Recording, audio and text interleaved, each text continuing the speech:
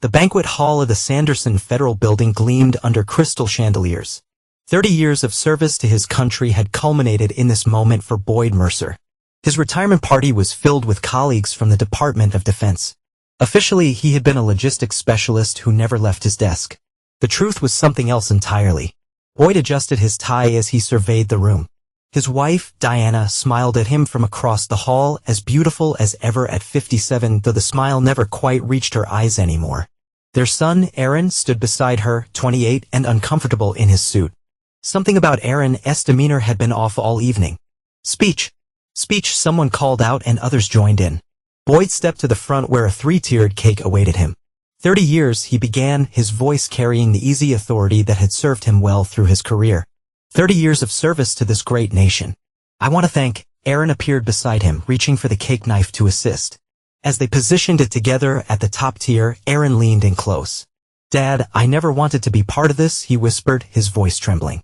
Boyd's hand tightened on the knife. Part of what? He asked without moving his lips, maintaining his smile for the crowd.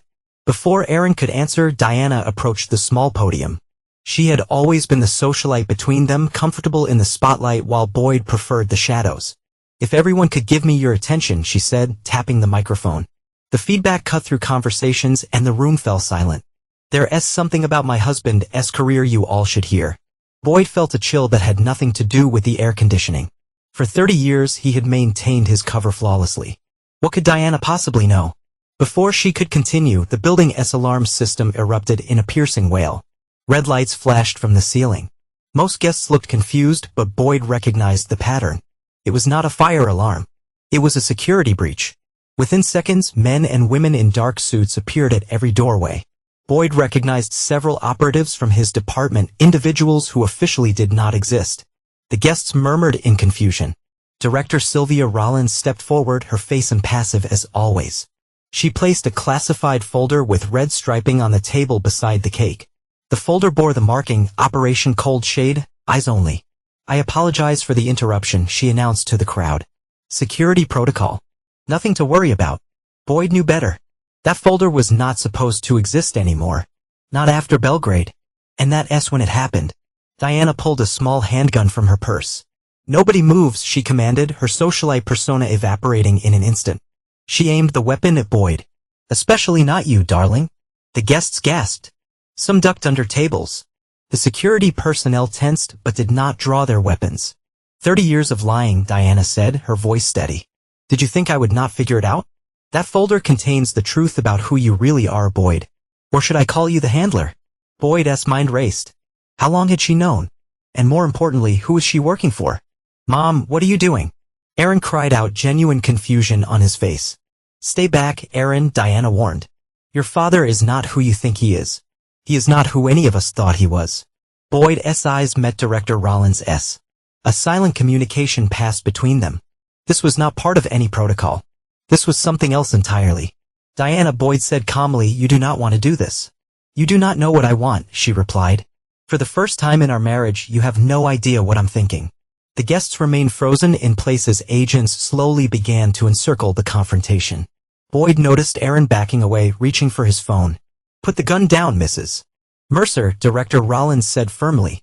Not until everyone knows the truth. Diana's hand trembled slightly.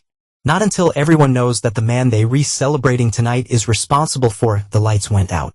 In the momentary darkness, Boyd moved with a precision that belied his 60 years. When emergency lighting kicked on 3 seconds later, he had disarmed Diana and had her pinned against him, the gun now in his hand. I think, he said quietly to the stunned room, this party is over. Boyd sat in an interrogation room deep within the Sanderson building, watching Diana through one-way glass as she was questioned in an adjacent chamber. She sat rigid in her chair, refusing to speak without a lawyer. The woman across from him bore little resemblance to the person he'd shared a bed with for 31 years. Director Rollins entered with 2 cups of coffee, sliding one toward Boyd. How long have you known? Boyd asked without looking up. That your wife was compromised? We were not certain until tonight. Rollins took a seat. The question is, how long has she known about you? Boyd's mind traveled back through decades of operations. Officially, he was a mid-level bureaucrat who processed acquisition requests for military bases. In reality, Boyd Mercer was the handler. one of the most effective, deep-cover operatives the nation had ever produced. Operation Cold Shade, Boyd said, tapping the red-striped folder on the table. Someone leaked it to her. That operation was buried 20 years ago. Belgrade. Rollins nodded.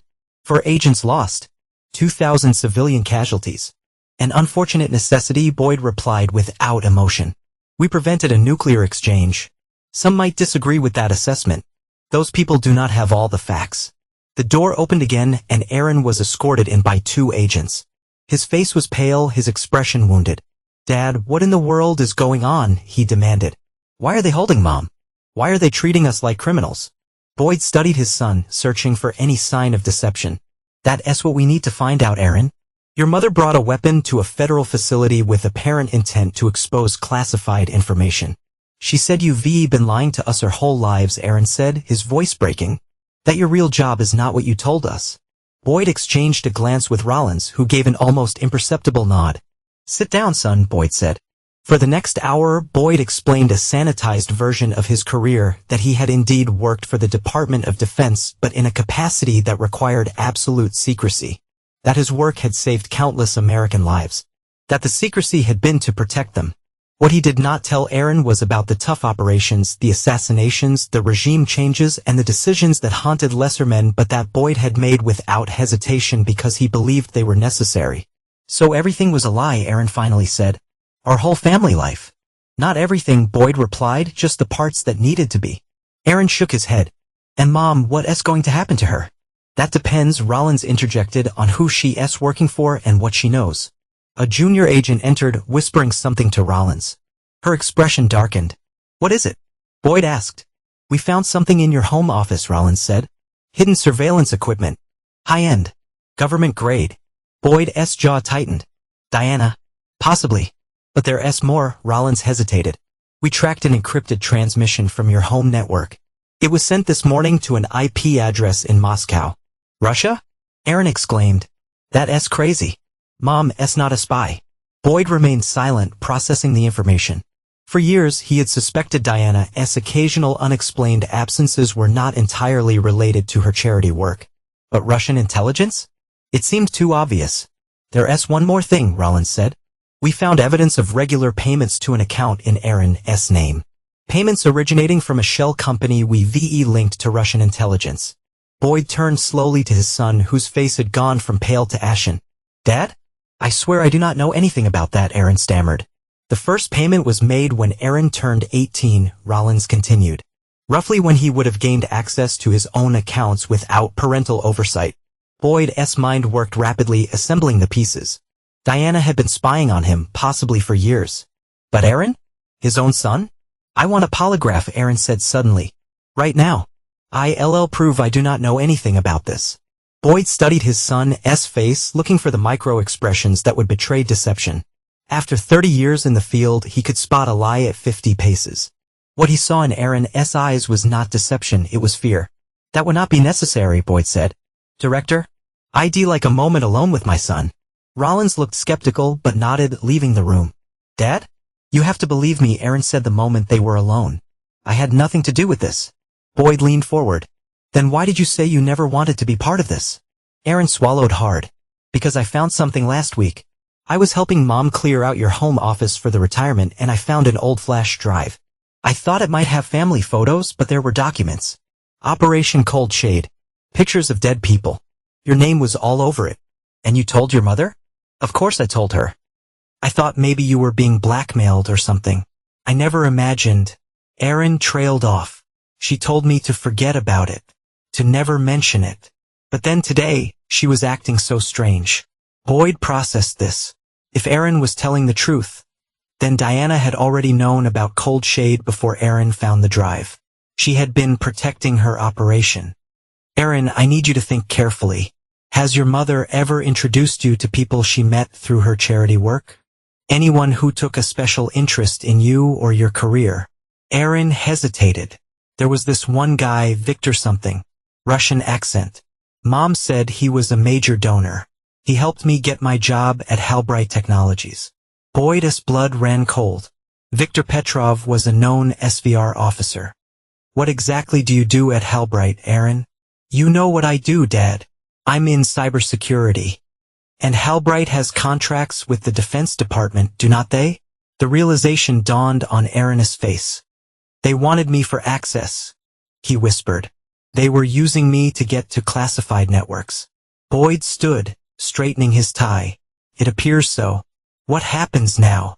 Now, Boyd said with quiet determination.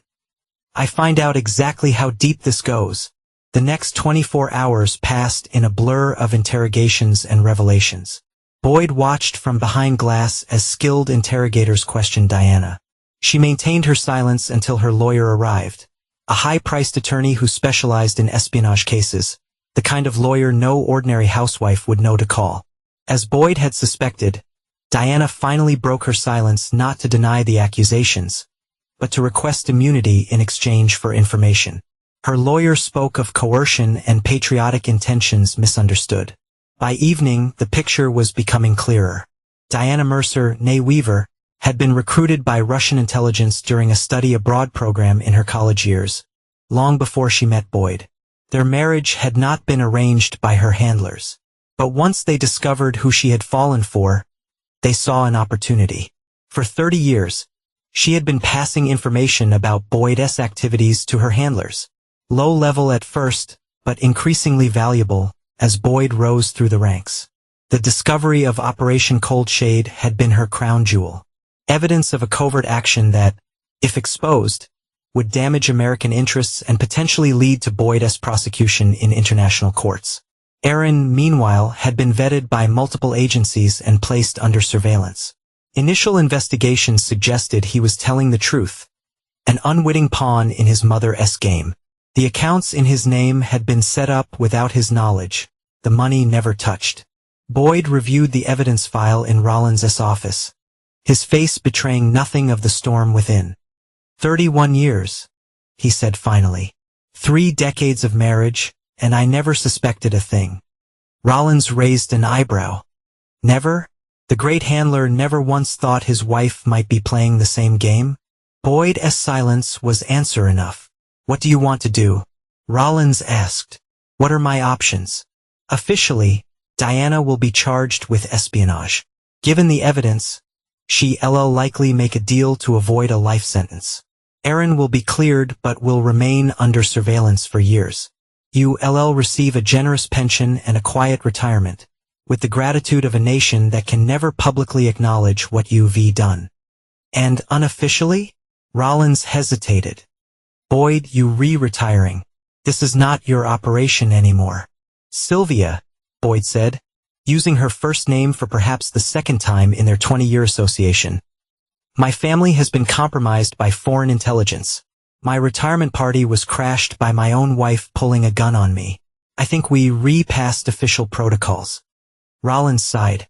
There's a theory that Diana is not working directly for the Russians anymore.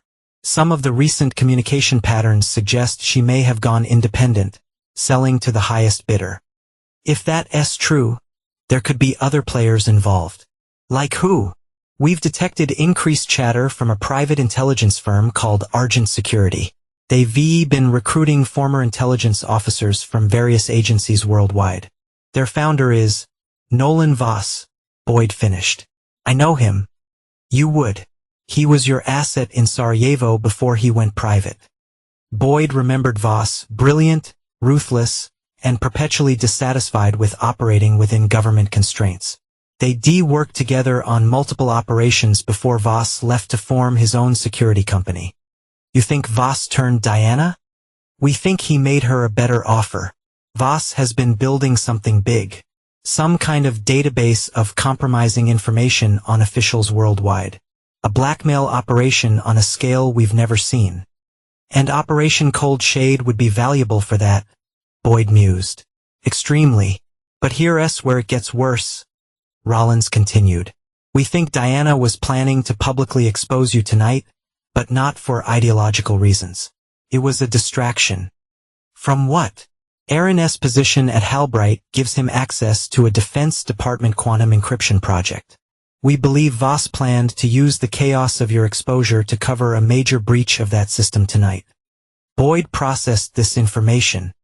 So my wife was willing to destroy me to help Voss steal military secrets. It appears so. And now? Now Voss knows the operation is blown. Diana is in custody, but he still wants that encryption technology. Boyd stood, straightening his jacket. Then he'll try another approach. Boyd, Rollins warned. You not authorized for fieldwork anymore. As of yesterday you retired. Boyd smiled thinly. Then it's fortunate that what I'm about to do would not be on behalf of any government agency. What exactly are you planning? To finish my retirement party properly, Boyd replied, with a bang. Boyd's townhouse in Georgetown felt different now. He moved through the rooms with a tactical awareness he never needed at home before. Every family photo, every piece of furniture now held a double meaning, the facade of normalcy that had concealed 30 years of deception. In the master bedroom, he opened Diana's closet and breathed in her perfume. Chanel No. 5, her signature for decades. Had that been real at least? Or another calculated choice to maintain her cover? He began a methodical search, examining floorboards, light fixtures, air vents, anywhere surveillance equipment might be hidden. By midnight, he found 3 more devices that the initial sweep had missed. Professional grade. Expensive. Boyd did not disable them. Instead, he sat on the edge of the bed they shared and spoke clearly. I know you re-listening, Nolan. You always were thorough. He paused, knowing that somewhere, recordings were being made, analyzed.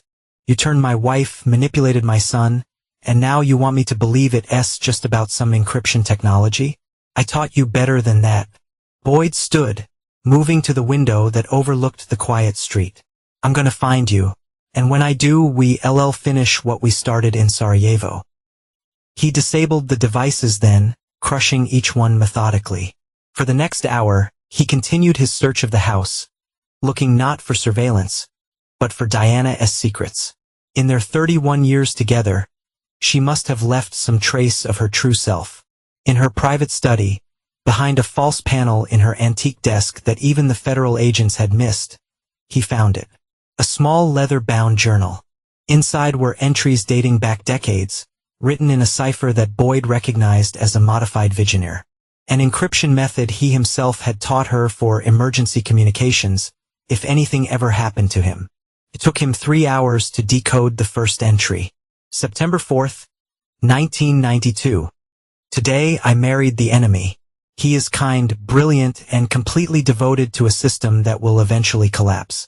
I must remember my purpose. Sentiment is a luxury I cannot afford. Boyd felt a cold fury as he read further entries, documenting his career milestones alongside her handler meetings. Their son's birth was recorded with clinical detachment. Asset now has increased vulnerability through child. Recommend continued deep cover operation. By dawn, Boyd had decoded enough to confirm what he suspected. Diana had never loved him. Every moment of their marriage had been an operation to her. Every intimacy, every shared joy, every whispered secret, all weaponized and transmitted to her handlers. But the final entries suggested Rollins was right. 2 years ago the tone had changed. Approached by V. Offered to go independent. Higher compensation, lower risk. Moscow unhappy but powerless to stop transition. New target acquisition. Quantum key protocol at Halbright. Using ace placement as access vector. Using their son. That was unforgivable. Boyd's phone rang. A secure line. We have a problem, Rollins said without preamble. Diana's lawyer got a judge to grant her conditional release in house arrest pending charges. What judge would possibly? Judge Frederick Turnbull. His son has a gambling problem and suddenly paid off $2 million in debts last week. Voss, Boyd said. He's got something on the judge. Almost certainly, but it gets worse. Erin is missing. Boyd's grip tightened on the phone. Since when? He left the safe house this morning. Said he was getting coffee. Never came back. His tracking device was found in a trash can 2 blocks away. He ran or was taken. We re-reviewing surveillance footage, but Voss is too good for that, Boyd finished. He's making his move. Boyd, we remounting an official response. I need you to stay out of this for your own protection. Of course, Boyd lied smoothly. Keep me updated. He ended the call and immediately moved to his office behind a painting of the Georgetown waterfront. He opened a wall safe that not even Diana had known about. Inside was a go bag containing cash, multiple identities, and a Glock 19 with suppressor. Within 15 minutes, Boyd had changed into nondescript clothing and was driving a 10-year-old Honda Civic registered to one of his cover identities. 2 hours later, he walked into a storage facility in Arlington and accessed a unit he maintained for emergencies. Inside was everything he needed: surveillance equipment, weapons, communication devices untraceable to any agency, and files. Lots of files. Boyd pulled the one marked Voss and began to read. Nolan Voss, former CIA field operative, had worked with Boyd on operations in Eastern Europe during the 1990s. Brilliant but unstable. Voss had eventually been pushed into early retirement after an unsanctioned operation in Georgia led to civilian casualties. He founded Argent Security 5 years later, initially providing legitimate protection services to corporations and wealthy individuals. But intelligence suggested Voss had gradually expanded into gray areas: corporate espionage, political blackmail, and weapons technology theft. Boyd had kept tabs on his former colleague over the years, partly out of professional curiosity and partly because he never quite trusted Voss's stability. Now those files might save Aaron's life. According to Boyd's latest intelligence, Argent maintained a training facility in rural Virginia disguised as a corporate retreat center. If Voss had Aaron, that's where he would take him. Close enough to Washington to move quickly, remote enough to operate without scrutiny. Boyd loaded what he needed into the Civic and headed west. As he drove, he considered the players in this game. Diana was under house arrest, but would be communicating with Voss somehow. Aaron was either a hostage or a willing participant. Boyd still was not entirely convinced of his son's innocence. And then there was Kendrick Foster, Voss's second-in-command and former British intelligence. Boyd had crossed paths with Foster in Istanbul years ago, an operation that left Foster with a distinctive limp and a profound hatred for Boyd. Boyd's phone rang again, an unknown number. Mercer, he answered. Hello, handler. Nolan Voss's smooth voice brought Boyd back 20 years. Retirement does not suit you. Where's my son, Nolan? Safe for now. Confused about his parentage, though. Finding out your father is an international assassin and your mother is a spy can be quite the identity crisis. What do you want? Always direct. I've missed that about you. Voss chuckled. What I want is simple. The complete cold shade files. Not the redacted version in that folder at your party. The real files with all the names, dates, and locations. Those files were destroyed years ago.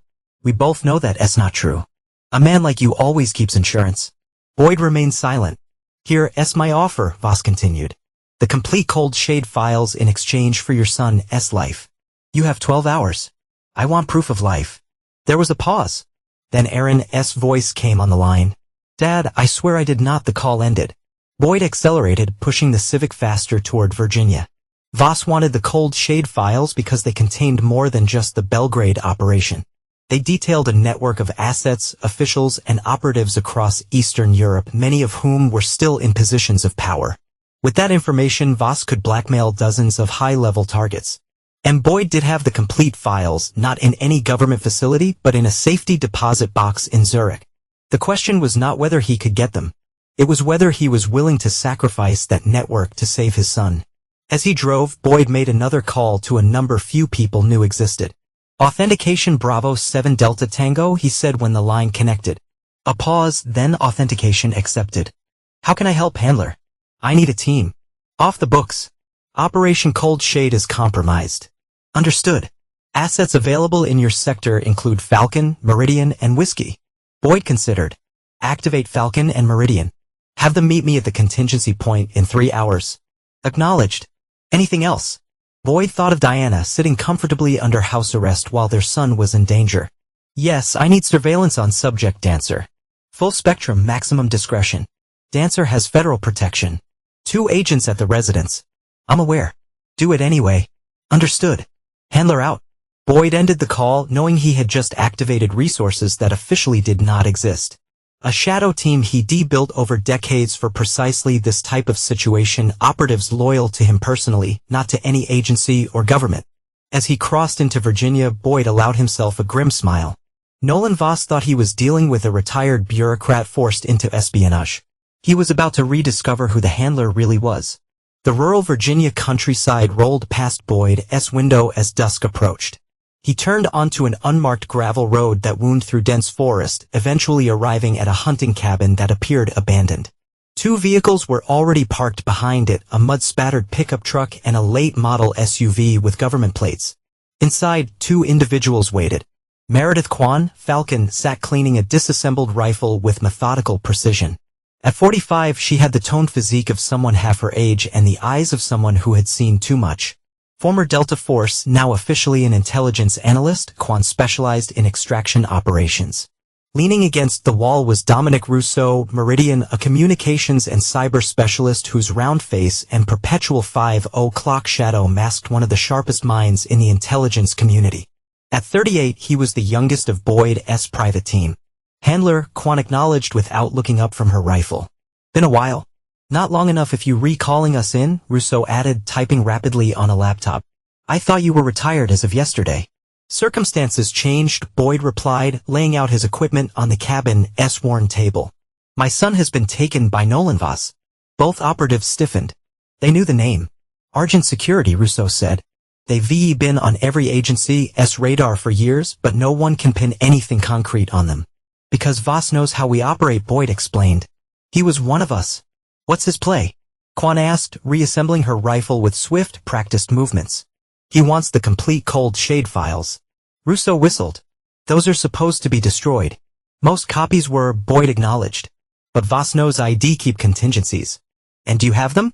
Kwan asked directly. Boyd nodded. In Zurich. But that's not our immediate concern. Right now, we need to locate where Voss is holding Aaron. Rousseau turned his laptop around, displaying satellite imagery of an expansive compound nestled in the Virginia countryside. Argent's training facility. 20 armed security personnel at all times. State-of-the-art surveillance. If he's holding your son anywhere in the region, it's there. We need confirmation, Boyd said. Meridian, can you get us eyes inside? Rousseau grinned. Already working on it. Argent uses a proprietary security system, but they contract their IT infrastructure maintenance. I've been ghosting their network for the past hour. Any signs of Aaron? Not yet, but I've only accessed the outer perimeter systems. The main facility has air-gap security, no external connections. Boyd considered their options. Kwan, you'll handle reconnaissance. Get close enough to confirm Aaron's presence, but maintain absolute deniability. And if I confirm? Kwan asked. Then we plan extraction. Against 20 armed operators with tactical training? Kwan raised an eyebrow. Even for you, that's ambitious. We're not going to fight them, Boyd explained.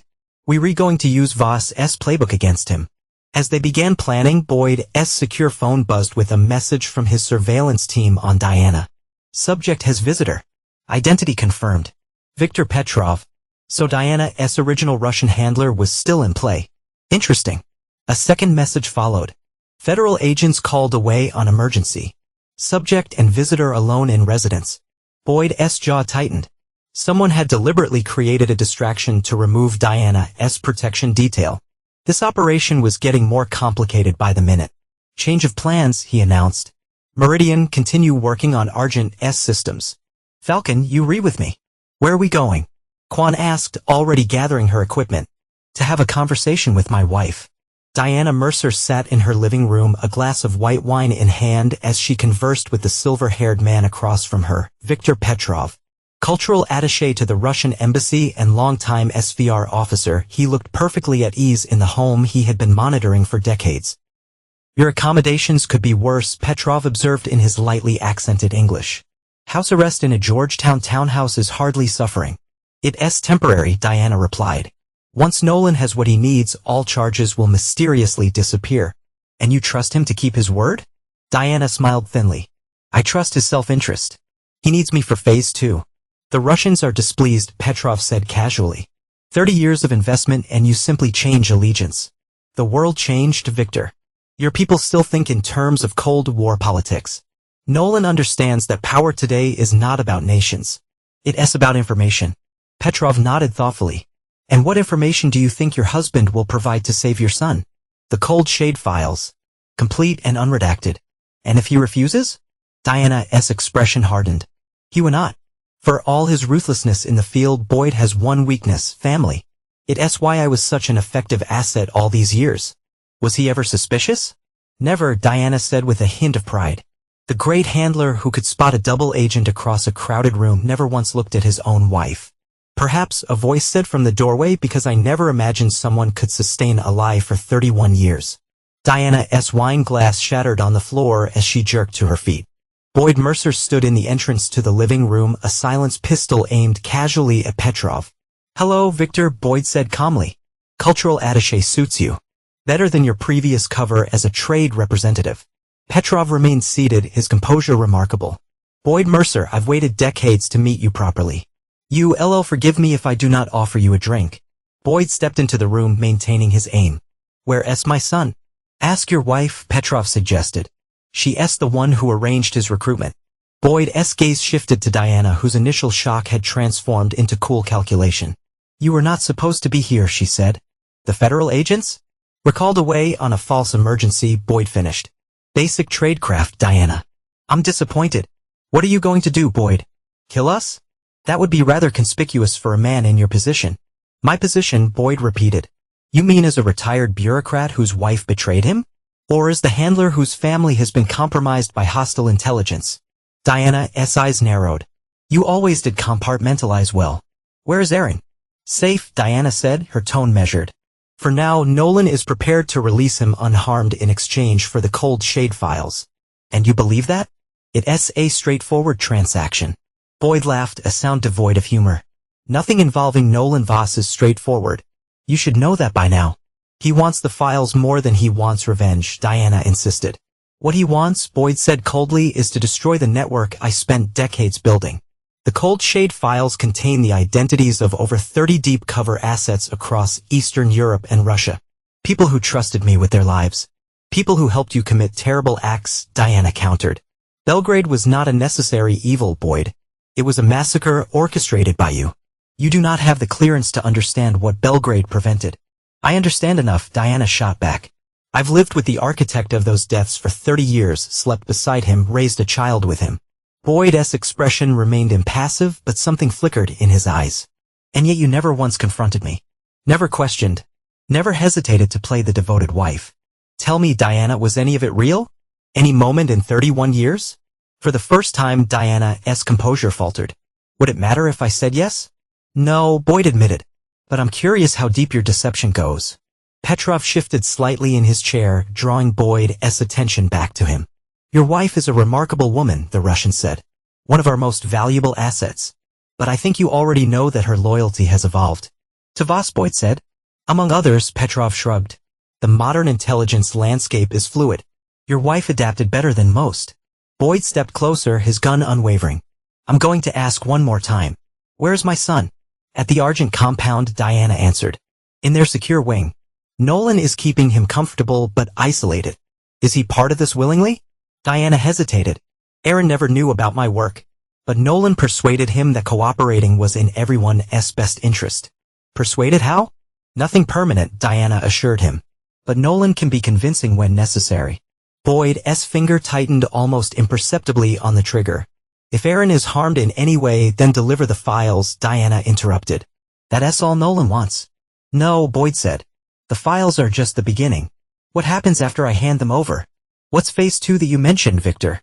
Diana glanced at Petrov, who remained impressively calm for a man with a gun pointed at him. "Insurance," she said finally. "The files provide leverage over key European security officials. With that leverage, Argent can access specific military installations. Installations housing tactical nuclear devices." Boyd's expression did not change, but his mind raced. "Voss is going into the nuclear blackmail business." "Not blackmail," Diana corrected. "Realignment. Some nations should not have such weapons. Others should have more. Nolan is merely adjusting the balance. By stealing nuclear weapons. By transferring them to more responsible parties." "And you support this?" Diana met his gaze evenly. "I support a world where power is not concentrated in the hands of a few nations who believe themselves exceptional." Boyd nodded slowly as if finally understanding something. "You never were working for Russia. Or Voss. This is your operation." Diana smiled thinly. I learned from the best, darling. For a moment, the room was silent except for the ticking of the antique clock on the mantel, a wedding gift from Diana's parents all those years ago. I'm going to get our son back, Boyd said finally. And then you and I are going to have a long overdue conversation about our marriage. You not going to kill us? Petrov asked, seeming genuinely curious. Not today, Boyd replied. Diana and Victor have federal charges pending. Their sudden deaths would only complicate matters. How thoughtful, Diana said dryly. Boyd backed toward the door. Do not try to warn Voss. My associate outside has disabled all communications from this house. Any attempt to leave will be discouraged. Boyd, Diana called as he reached the doorway. The cold shade files would not be enough anymore. Nolan knows you'll try something. He's prepared. I'm counting on it, Boyd replied and disappeared into the darkening evening. Aaron Mercer sat in a sparsely furnished room staring at the ceiling. No windows, one door with an electronic lock, and a surveillance camera in the corner. For the past 36 hours he had been Nolan Voss's guest at the Argent security compound. They had treated him well enough for regular meals, access to a bathroom, even a few books. But the questions were relentless. Questions about his father's habits, routines, possible storage locations. Questions about childhood memories that might hint at secret caches or contingency plans. Aaron had answered truthfully, partly because he did not know enough to lie effectively and partly because Voss's methods of encouragement were persuasive. The man had not physically harmed him, but his threats carried absolute conviction. Your father is not who you think he is, Voss had explained during their first conversation. The handler is responsible for more deaths than most terrorist organizations. He's just had government sanction for his actions. Aaron had not wanted to believe it, but the evidence Voss presented was compelling. Photographs, reports, testimonies from survivors of operations his father had orchestrated. Operation Cold Shade was just one of many, though apparently the most significant. The door opened and Nolan Voss entered. In his early 60s, Voss carried himself with military precision despite his expensive suit and cultivated appearance. His silver hair was immaculately styled, his smile practiced and hollow. Good news, Aaron, Voss announced. Your father has agreed to our terms. The Cold Shade files in exchange for your safe return. Aaron sat up straighter. You've spoken to him? Better than that. He's on his way here now. Something in Voss's tone made Aaron uneasy. And then what? You'll let us both go? Voss sat on the edge of the desk across from Aaron. That depends entirely on your father. If he cooperates fully, then yes, you both walk away. If not, he shrugged eloquently. My mother, Aaron began hesitantly. Is she involved in all this? Diana. Voss chuckled. Your mother has been playing a very long game, Aaron. Longer than you've been alive. She's a Russian spy, Aaron said flatly. I heard the federal agents talking. She was, Voss corrected. But Diana Mercer has evolved beyond national loyalties. These days, she's more of an independent contractor, with very specific ideas about global power redistribution. Aaron shook his head, trying to process this information. So both my parents have been lying to me my entire life. In different ways, yes. Voss leaned forward. But here's what you need to understand, Aaron. Your father will be here within hours. When he arrives, things will happen very quickly. I need to know which side you're on. Side? I am just trying to survive this. There are no innocent bystanders in this game, Voss said sharply. Your father trained me years ago. Do you know what his first lesson was? Everyone is an asset or a liability. Right now, you're hovering somewhere in between. Aaron swallowed hard. What do you want from me? When your father arrives, he'll have contingencies. Multiple plans for different scenarios. I need you to help me anticipate them. I do not know how his mind works, but you know him as a father. As a man. That's valuable intelligence. Voss stood. Think about it. Your cooperation could make this process much smoother for everyone. After Voss left, Aaron paced the small room. His world had collapsed in less than 2 days. The truth about his parents, the lies, and the danger he now faced closed in on him, forcing him to question everything he thought he knew. The father he'd known, the quiet, dedicated bureaucrat who coached his little league team and helped with science projects, was actually a government assassin. His mother, who organized charity fundraisers and baked cookies for school events, was a Russian spy turned international arms dealer.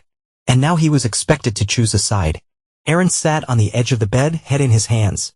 There was one thing neither Voss nor his mother seemed to understand about Boyd Mercer. Despite his compartmentalized life, despite the secrets and the lies, Boyd had been a present father. He had attended every school event, every baseball game, every milestone. If the handler was as ruthless as everyone claimed, then what was Nolan Voss walking into by threatening his son? Miles away, Boyd Mercer prepared for war in the hunting cabin. Quan had returned from reconnaissance with detailed intelligence on the Argent compound, security rotations, access points, and most importantly, confirmation that Aaron was being held in the east wing of the main building. "They re-expecting you," Quan reported. "Enhanced security, additional personnel. Voss has at least 30 operators on site now." Boyd continued checking his equipment. "Good. That means they refocused on external threats." "You not seriously considering a frontal approach," Russo said, looking up from his laptop. "Even for you. That's suicide." "I'm considering exactly what Voss expects me to do," Boyd replied. "He knows me or thinks he does. He's anticipating either a stealth infiltration or a negotiated exchange." "And what are you actually planning?" Quan asked. Boyd laid out a satellite image of the compound. Something he would not see coming because it involves people he does not know exist. For the next hour, Boyd outlined his strategy. It was elegant in its simplicity, brutal in its execution. By the end, both Quan and Russo looked at their mentor with newfound respect and a hint of apprehension. "If this works," Russo said quietly, "Argent's security will effectively cease to exist." "That's the idea," Boyd confirmed. "Nolan crossed a line when he targeted my family." "And if Aaron is cooperating with them?" Quan asked the question directly, as was her way. Boyd paused in his preparations. "My son may be confused, manipulated, even coerced. But he's not a traitor." "You thought the same about Diana," Russo pointed out gently. Boyd's expression hardened. "I'll deal with that possibility if it arises. For now, we proceed as planned." As night fell, Boyd made one final call to Director Rollins. "I'm going to ask you something," he said when she answered. "And I need you to consider carefully before responding." "I'm listening." "Operation Windfall. Is it still active?" A long pause. "Boyd, that operation was shut down a decade ago. After Geneva." "Officially, yes. But we both know some protocols remain in place." Another pause. "What exactly are you asking for?" "Plausible deniability," Boyd said simply, "for about 12 hours. You going after Voss? Whatever happens beyond that is incidental."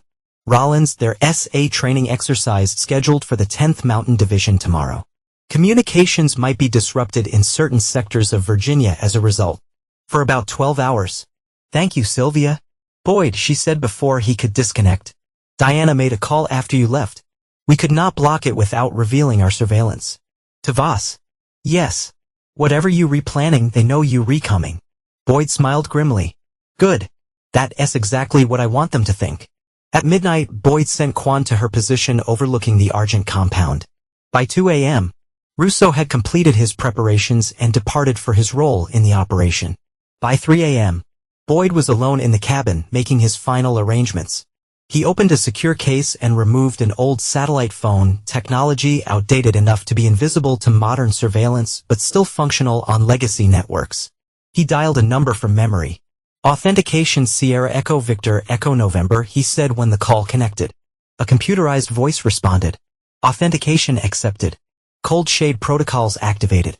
Awaiting instruction. Execute protocol Lazarus. Authorization Boyd Mercer, the handler. Confirmation code 279 Alpha Delta. Confirmation code accepted. Protocol Lazarus initiating. Estimated completion, 6 hours." Boyd ended the call and destroyed the phone. Protocol Lazarus was his ultimate contingency. The controlled exposure of carefully selected parts of the Cold Shade files to specific intelligence agencies worldwide. Not enough to compromise his network, but enough to create chaos within the very organizations Voss was trying to manipulate. As dawn approached, Boyd drove toward the Argent compound in a nondescript van. In his earpiece, Russo's voice provided updates. "Falcon in position. Systems breach complete. I have control of their security grid." "Understood," Boyd replied. "Begin phase 1. He was 3 miles from the compound when the first explosions lit up the early morning sky. The Argent security compound erupted in coordinated chaos. 3 separate explosions along the perimeter fence triggered automatic alarms, drawing security personnel away from the main building. Simultaneously, the power cut out, plunging the entire facility into darkness for the critical seconds before emergency generators engaged. In that brief window of darkness, Quan moved, positioned on a ridge overlooking the compound. She fired precisely targeted shots, not at people but at key infrastructure, communication arrays, backup generators, vehicle tires. Inside the compound, security center operators scrambled to assess the situation. Emergency protocols activated and armed teams deployed to the fence breaches. Exactly as Boyd had anticipated. Nolan Voss stood in his command center watching the security feeds with narrowed eyes. Unlike his personnel, he recognized the pattern immediately. It's a diversion, Voss announced to his second-in-command, Kendrick Foster. Mercer is creating chaos to mask his real approach. Foster, a lean man with a perpetual sneer, nodded. I've doubled the security on the east wing. If he's coming for the boy, he'll meet resistance. He's not coming through the front door, Voss said dismissively. That's not how the handler operates. Check the maintenance tunnels, the ventilation system, a new alarm sounded. Fire suppressant systems activating in the West Wing, opposite from where Aaron was being held. Another diversion, Foster concluded. Voss was not so sure. Or a double blind. He wants us to think everything is a diversion. So we ignore the obvious. He grabbed his radio. Team Alpha converge on the West Wing. Team Bravo maintain position at the East Wing. All other personnel initiate protocol Scorched Earth. As his orders were acknowledged, Voss turned to a secure terminal and began rapidly typing commands. Bring me the Mercer boy, he instructed Foster. It's time we accelerated our timeline. Outside, Boyd approached the compound not from any of the expected angles, but from above. A small, nearly silent drone, military-grade technology borrowed from an agency that would deny its existence, carried him over the perimeter defenses. Similar to a parasailing rig, but powered by whisper-quiet electric motors, it allowed him to descend directly onto the roof of the main building undetected. I'm in position, he murmured into his communication device. Meridian status systems? Compromised, Rousseau's voice responded. I have eyes on interior cameras. Voss is mobilizing all assets. They're removing Aaron from his holding cell to the central command. As expected, Boyd replied. Falcon, external distractions complete. Quan, reporting. Moving to secondary position for extraction support. Boyd unhooked from the drone rig, sending it to its predetermined landing zone, and moved across the roof with practiced efficiency. A maintenance access door yielded to specialized tools, granting him entry to the upper level of the building. Inside, emergency lighting cast eerie shadows through smoke-filled corridors. Boyd moved like a ghost, his years of field experience evident in every silent step. The few security personnel he encountered were efficiently neutralized, not killed, but incapacitated with precision strikes. Alert, Rousseau's voice came through his earpiece. Voss has initiated some kind of data purge protocol. Their systems are systematically deleting and overwriting files. Can you stop it? Working on it. But this is sophisticated. Military-grade security. Boyd continued his advance. Focus on locating Aaron. The data is secondary. Understood.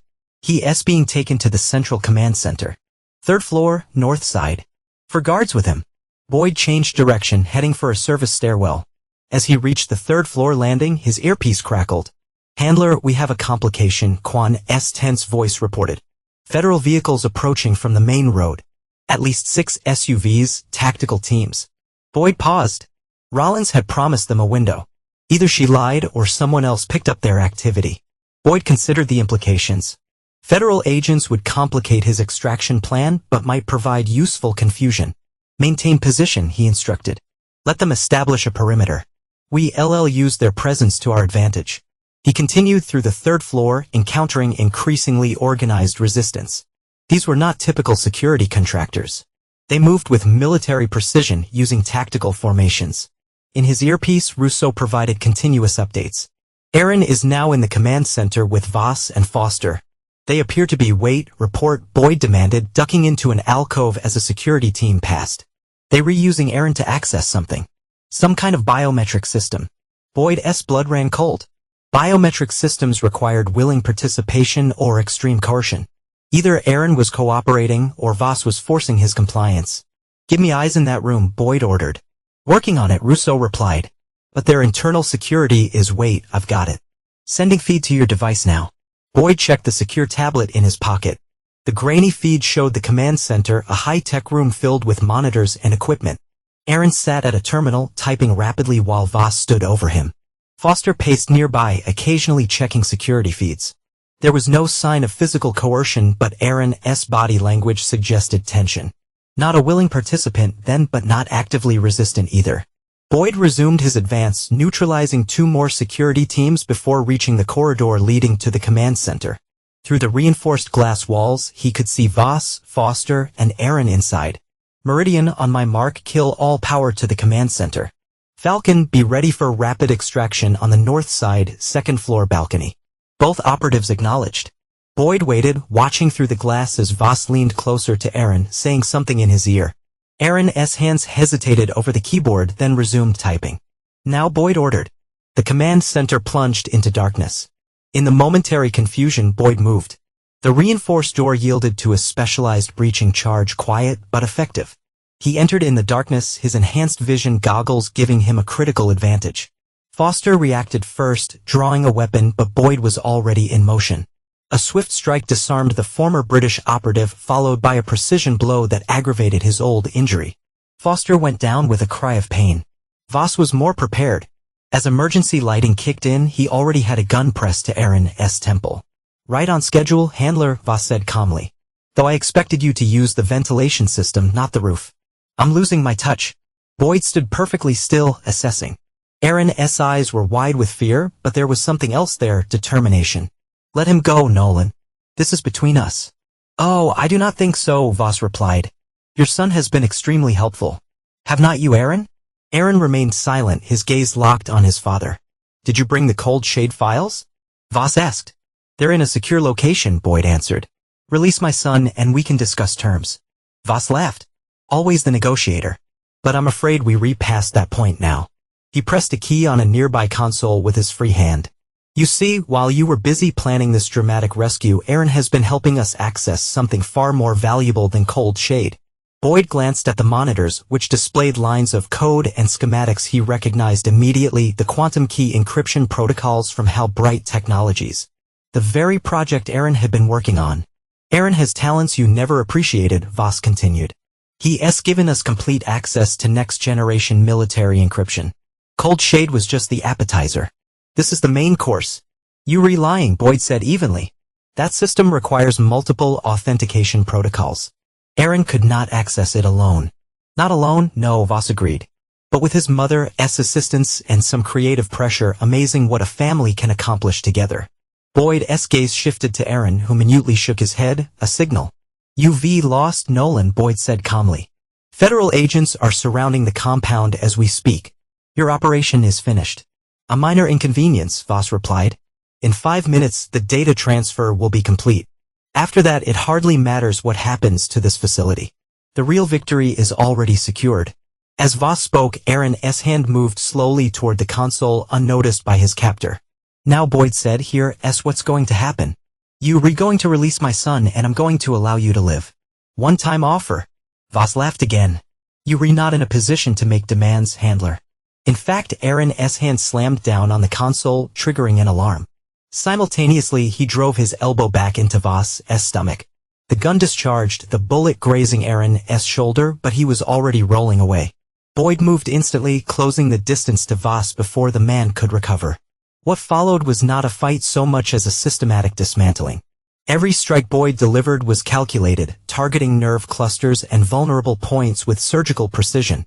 Foster attempted to intervene, lunging from the floor, but Aaron, despite his injured shoulder, intercepted him, driving a knee into the man's damaged leg. In less than 30 seconds, both Voss and Foster were incapacitated. Boyd secured them with zip ties as Aaron clutched his bleeding shoulder. You came, Aaron said, his voice a mix of pain and relief. Of course, I came, Boyd replied, quickly examining his son's wound. It's superficial. You'll be fine. Dad, they made me access the Hal Bright systems, but I did not give them the real protocols. I created a backdoor, a virus that will corrupt their entire network once they try to use the data. Boyd paused, studying his son with newfound appreciation. That was risky. I learned from you, Aaron said simply. Always have a contingency plan. Boyd secured the room, checking that both Voss and Foster were thoroughly restrained, then activated his communication device. Meridian, Falcon, change of plans. Primary extraction route compromised. We'll use protocol echo. Both acknowledged. Boyd turned to the computer systems, initiating a command sequence. What are you doing? Aaron asked, watching his father work. Making sure Voss's organization does not survive this, Boyd replied. The data you gave them, how long before they discover it's corrupted? Hours, maybe days. It looks legitimate enough to pass initial verification. Boyd nodded approvingly. Good. That gives us time. On a nearby console, Voss stirred, regaining consciousness. You see not stop what's already in motion, handler, he said through bloodied lips. Diana has already implemented phase 2. Boyd finished his work at the terminal and turned to face his former colleague. You never understood the difference between us, Nolan. You see assets and operations. I see the whole board. Meaning what? Meaning I activated Protocol Lazarus 6 hours ago. Every intelligence agency that might be interested in your operation has received selected parts of the cold shade files. Specifically, the parts identifying your network, your buyers, your assets, your infrastructure. Voss's eyes widened. You rebluffing. You never expose your own network. My network was extracted months ago, Boyd said calmly. When Diana first accessed the files, did you think I would not have contingencies for that exact scenario? For the first time, genuine fear showed on Voss's face. The Russians are particularly interested in your recent dealings with certain oligarchs. The British are not happy about Foster's activities in Gibraltar last year, and several Middle Eastern intelligence services are comparing notes about weapons shipments that were supposedly unrelated. Boyd checked his watch. We need to move, he said to Aaron. The building's security systems will reset in approximately 2 minutes, and we do not want to be here when federal agents breach the perimeter. What about them? Aaron gestured to Voss and Foster. They face justice, Boyd replied, though not necessarily the kind they re-expecting. As if on cue, the facility's intercom system crackled to life, announcing a security breach at multiple entry points. Boyd led Aaron to the door, pausing to look back at Voss. One last thing, Boyd said. Diana. Voss managed a bloody smile. What about her? Is she really the mastermind? Or was that your idea? To make me believe my wife was more than just a turned asset? Ask her yourself, Voss replied. If you can find her. Boyd considered this, then nodded. I will. Father and son disappeared into the corridor as the sound of approaching federal agents echoed through the building. The extraction from the Argent compound unfolded with practiced efficiency. Boyd and Aaron moved through pre-planned routes, avoiding both security teams and the incoming federal agents. Quan provided cover from her position, eliminating surveillance cameras and creating distractions when necessary. Rousseau guided them remotely, monitoring security movements and bypassing electronic locks. Within 20 minutes, they had reached the extraction point, a service exit on the north side of the compound that led into dense forest. A waiting vehicle, driven by Quan, whisked them away as federal agents secured the main facility. How's the shoulder? Boyd asked as they sped along back roads. Aaron winced as he adjusted the makeshift bandage. I'll live. What happens now?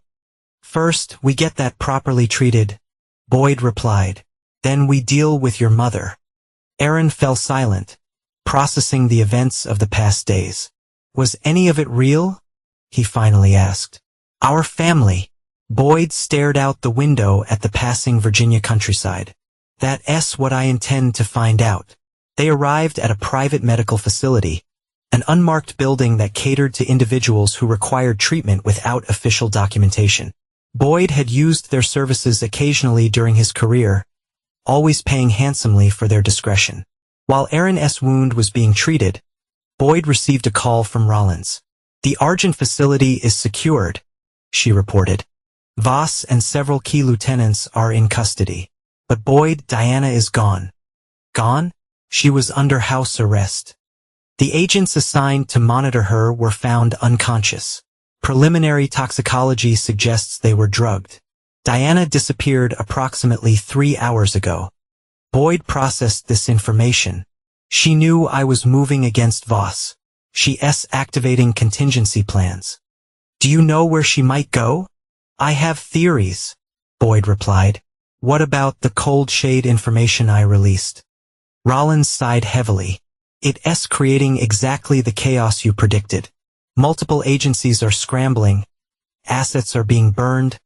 Operations suspended. The intelligence community will feel the effects for years. And the Argent network? Being dismantled as we speak. Whatever Voss was planning, it's finished.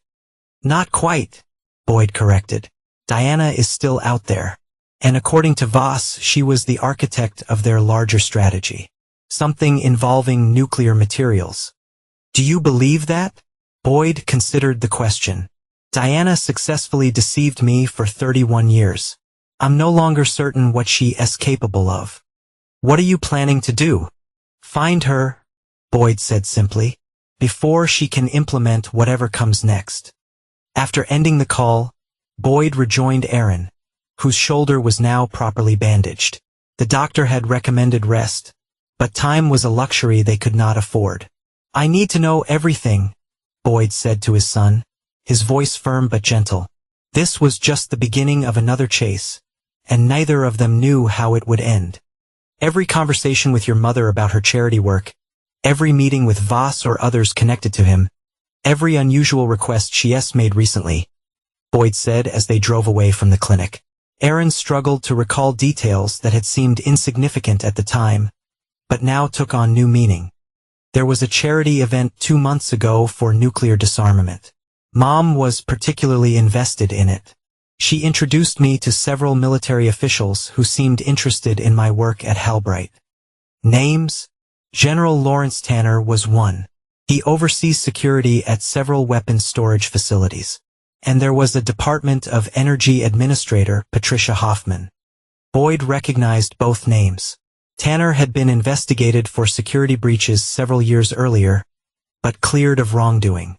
Hoffman had access to classified information about nuclear material transportation. What else? Mom maintained a private office in Georgetown, separate from her charity work. She claimed it was for personal projects, but never elaborated. I visited once. It had extensive security, which seemed odd for a civilian space. Address. Aaron provided it, and Boyd immediately changed direction. Meridian, he said into his communication device. I need everything you can find on a private office registered to Diana Mercer in Georgetown. Within minutes, Rousseau had information. Property leased through a shell company 3 years ago. Significant power usage consistent with advanced computing equipment. Regular deliveries from technology suppliers. And this is interesting, weekly visits from a specialized cleaning service that typically handles laboratory environments. Boyd's expression darkened. She has been planning this for years. Planning what exactly? Aaron asked. I'm not certain, Boyd admitted. But based on what we know about Argent's operations and the nuclear connection, it's likely some form of radiological threat. You think Mom is building a dirty bomb? Not necessarily. There are other ways to weaponize nuclear materials. More subtle approaches that would align with Diana's methods. They arrived at the Georgetown address, an unassuming brownstone with discreet security cameras mounted at strategic points. Boyd surveyed the building, noting multiple entry points and potential escape routes. Stay in the car, he instructed Aaron. Dad, I can help. You already have, Boyd assured him. But from here I work alone. Boyd approached the building cautiously, aware of the surveillance equipment tracking his movements. Rather than attempting to bypass it, he walked directly to the front door and rang the bell. If Diana was monitoring remotely, she would see him immediately. No response came. After a moment, Boyd produced specialized tools and bypassed the electronic lock. The interior was climate-controlled and smelled faintly of antiseptic. Everything was meticulously organized, the mark of someone who left nothing to chance. He moved through a reception area into what appeared to be a standard office, but his trained eye noted inconsistencies. Furniture that had not been used, decorations too perfect, an absence of the normal where that comes with daily occupation. A facade just like their marriage. Behind a bookshelf, he discovered a reinforced door with a biometric lock. It would be keyed to Diana's prints. Possibly her retinal pattern as well. Boyd examined it carefully, then retrieved a small case from his pocket. Years ago, during what Diana believed was a romantic vacation to the Maldives, Boyd had created a complete biometric profile of his wife. A standard precaution for operatives with family members who might someday be used as leverage. He had never imagined he would use those materials against Diana herself. The synthetic fingerprint film worked perfectly. The door unlocked with a pneumatic hiss. Beyond lay what could only be described as a command center. Banks of computers, communication equipment, and specialized hardware that Boyd recognized as encryption devices. One wall was covered with maps and photographs, many showing nuclear facilities across Europe and Asia. Boyd moved to the central computer station. The systems were active but locked. Another biometric scanner guarded access. Again, he used the synthetic materials, gaining entry to Diana's private files. What he found confirmed his worst fears.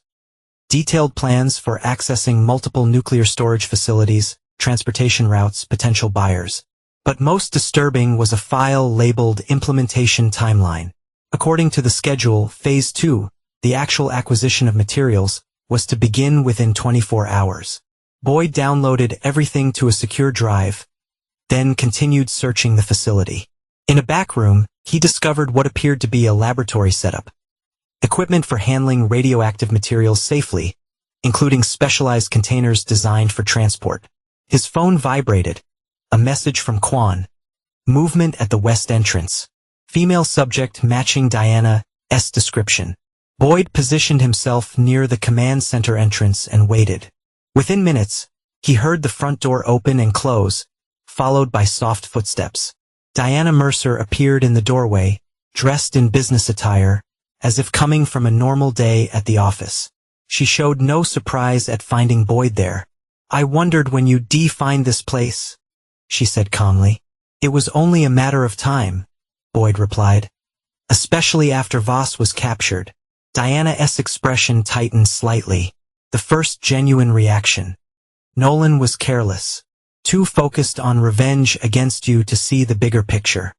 And what is the bigger picture, Diana? Nuclear terrorism? Blackmail on a global scale? What exactly is your endgame? She moved into the room, maintaining distance from Boyd. Rebalancing. The world's nuclear powers have maintained their monopoly long enough. New voices deserve a place at the table.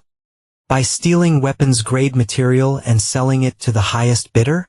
By ensuring mutually assured destruction applies to all nations, not just the privileged few. Diana gestured to the maps. Do you know how many countries secretly desire nuclear capability but are prevented by international pressure? How many would pay anything for that power? I know exactly how many, Boyd said quietly.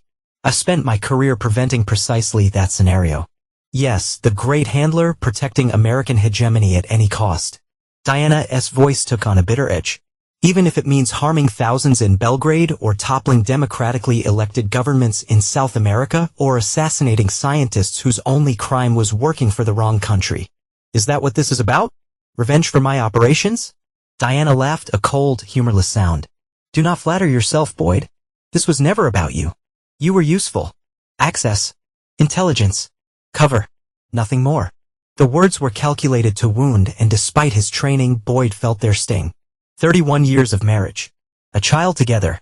All of it a mission to you. For the first time, Diana hesitated. Not all of it. Aaron was unexpected. I was not supposed to get pregnant. But you did. And I chose to have him, she said defensively. Moscow wanted me to terminate the pregnancy. It complicated the mission. I refused. Boyd studied her face, looking for any sign of the woman he thought he had known.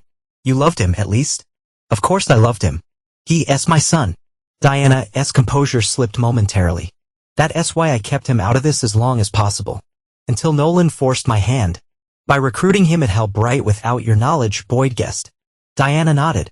Nolan grew impatient. Saw Aaron as a shortcut to the encryption protocols we needed. I would have found another way. One that kept him clear of all this. And now? Your operation is exposed. Voss is in custody.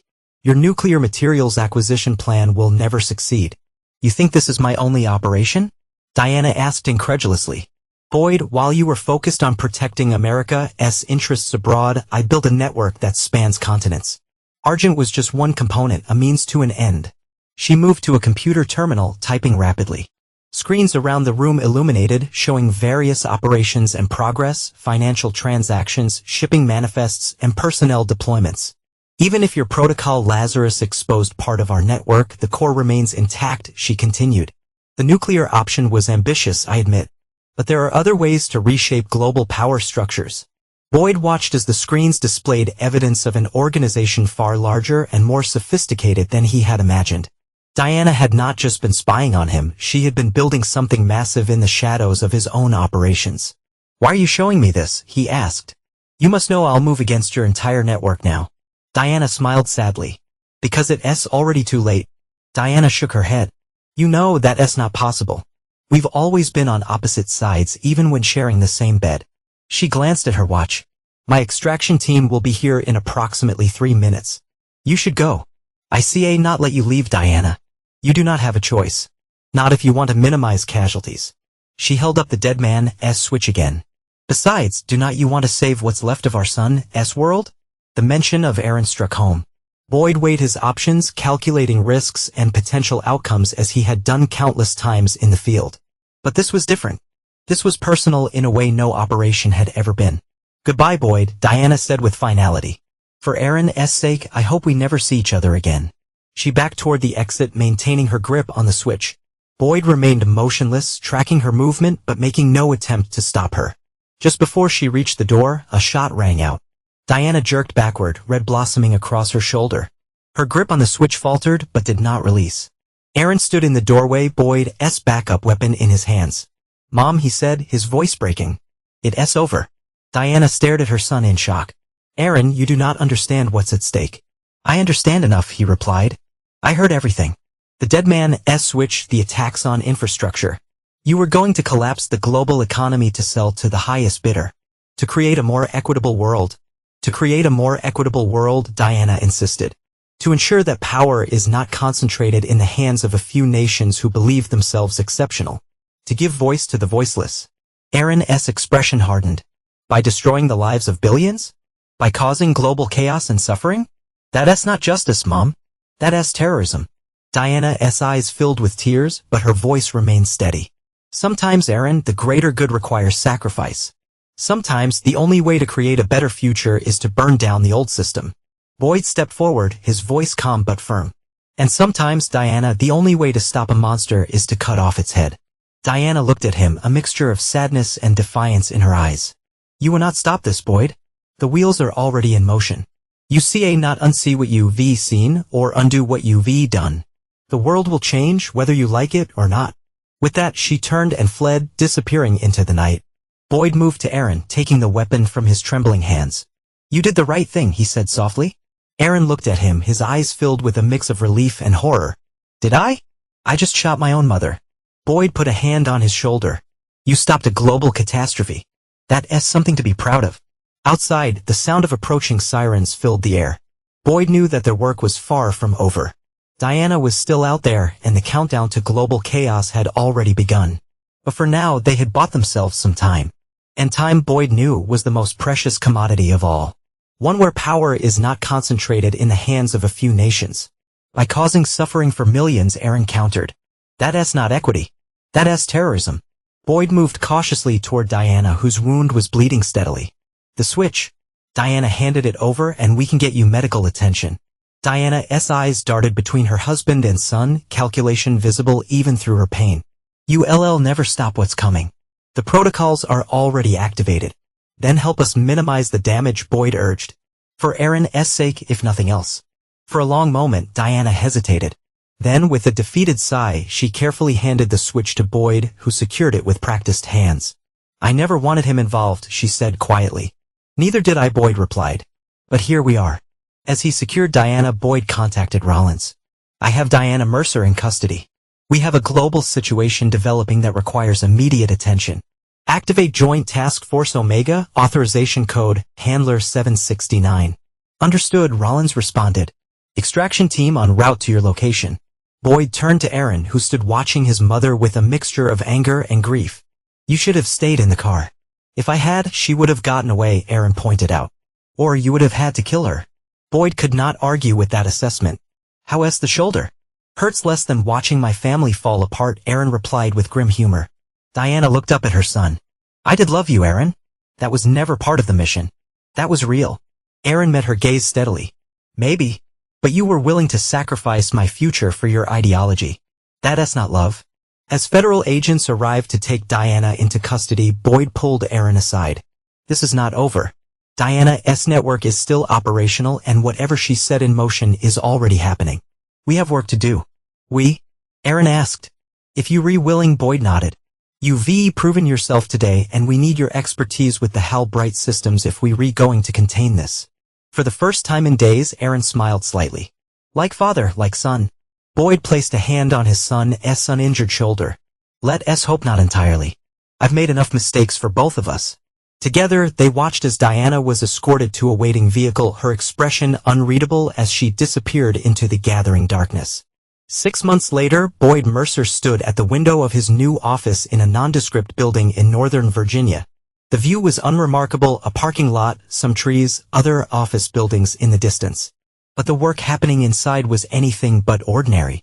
The Joint Cyber Response Unit had been officially established 3 months earlier, following what the media called the April disruptions, a series of coordinated attacks on financial systems and critical infrastructure worldwide.